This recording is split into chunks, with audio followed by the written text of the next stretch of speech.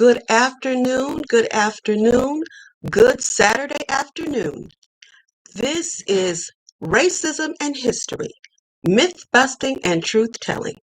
I am your host, Carol White, and I am also your life detox strategist. Now, I know that people have a lot of things to do on Saturday, so we are going to get started. And this week's topic is fear and hatred are the root causes of racism. Fear and hatred are the root causes of all toxic situations.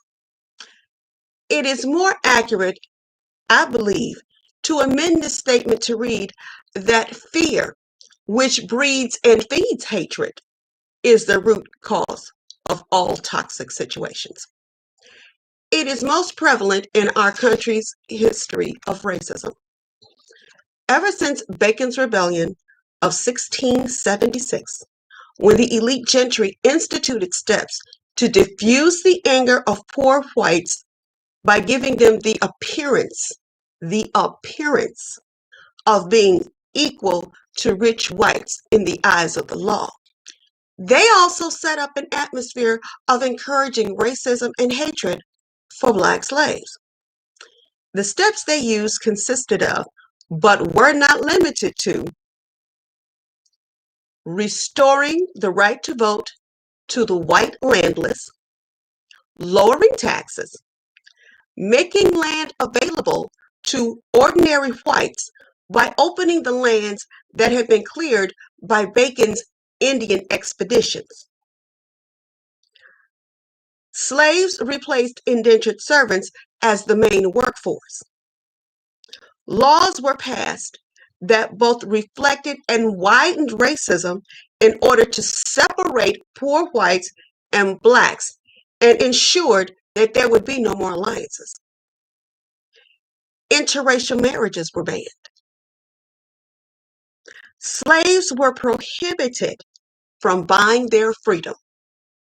So now slaves had to remain slaves. There was no out. White servants could not be whipped on their bare backs, but Black slaves could. Now, the elite gentry, now emphasized white solidarity against the ever-increasing number of non-Christian alien Blacks. This mentality has remained in this country ever since.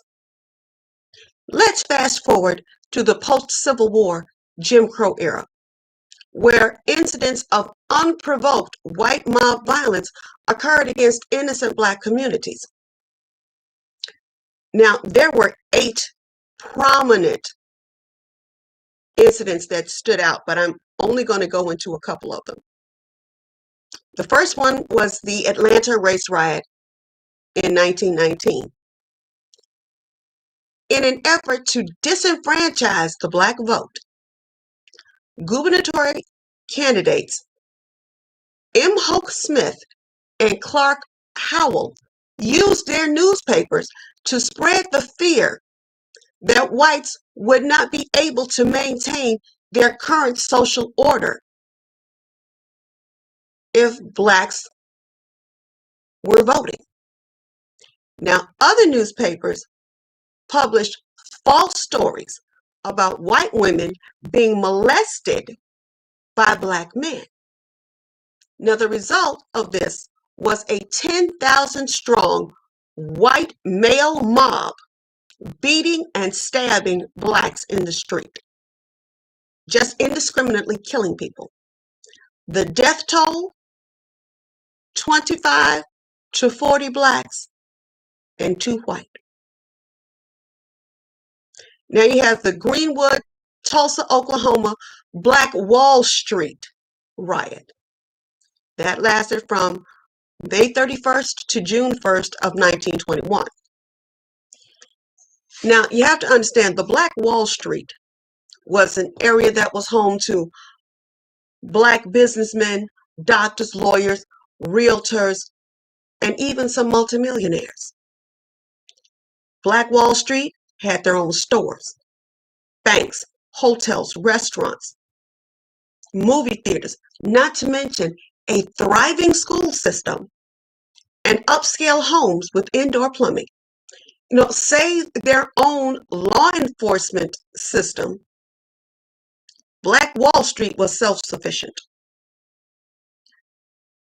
Black Wall Street was destroyed after a group of men from Black Wall Street attempted to protect a Mr. Dick Rowland, a young black man that was accused of assaulting a white woman in an elevator where he worked, from an angry white mob determined to lynch him.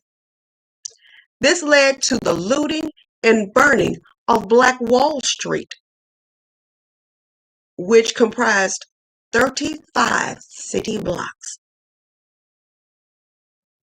It also led to the imprisonment of all Black Tulsans in a prison camp for 8 days.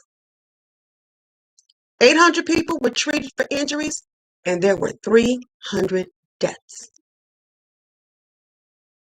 The Washington, D.C. race riots, and I think this is going to be my last one. The unemployed whites, I'm so sorry. The unemployed whites were very envious of the few blacks that had low-level government jobs, and they were very upset over the influx of blacks moving into previously segregated areas. Now, add to this a rumor, an unconfirmed rumor about a black man having raped a white girl. And you have white men that got dressed in their military uniforms going through the streets, randomly beating Black people in the street. Not who they thought was responsible, just arbitrarily beating Black people in the street. Now, when the police refused to intervene, the Black population fought back. The result is that 15 people, 10 white, 5 Black, died in this riot. 50 were seriously wounded, another 100 not so seriously wounded. Now, I'm going to stop here with excuse me, my back is killing me, y'all. I'm going to stop here with the incidents of riots, because the one thing that we have to look at and that becomes apparent is that there's fear and hatred. All of this is fear and hatred. What's going on now, what we have with the Ku Klux Klan, that's fear and hatred. What we've got with white supremacist groups, it's fear and hatred. But specifically with the riots, the fear and hatred that they used was fear of unemployment, fear of not maintaining their social order, and fear for their white women. In most of these instances, you had the rumors of white women being hurt by Black men. They didn't have any, in most instances, they didn't have a name. The only one name that they had was in the Black Wall Street riots, and they had yet to prove that he had done anything. He was just accused. And this is how all of this got started. You make the poor whites fear losing their social standing. You make them fear losing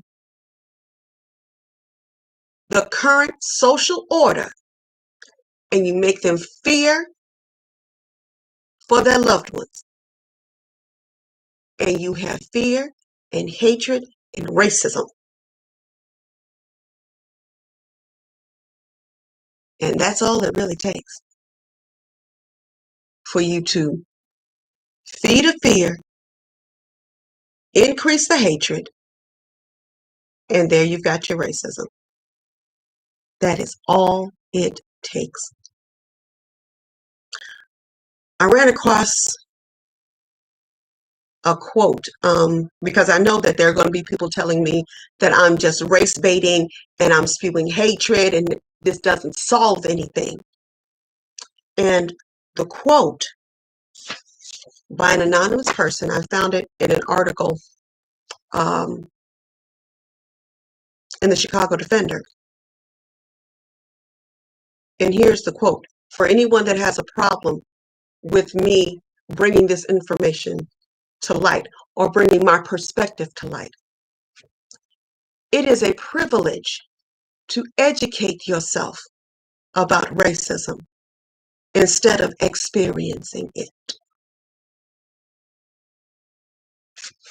Well, that's all the time I'm going to take up from you guys this Saturday. I want you to go out into this weather. It's getting better. Most of us are still snowed in. I know there's still some people in Texas that have to boil water and they're waiting for power. My prayers go out to you. For those of you that are still snowed in, the elderly and the infirm, my prayers go out to you. I hope there's someone that can come and dig you out if they haven't already. And my prayer is that we can sit down and calmly, somewhat calmly, talk about racism and talk about it to the point where we're coming to solution and not just going around in circles. I am Carol White, your host for this week's episode of Racism and History, Myth Busting and Truth Telling.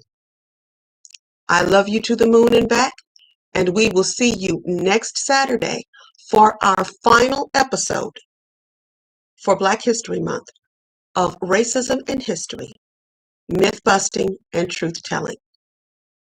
I'll see you next week. Bye-bye now.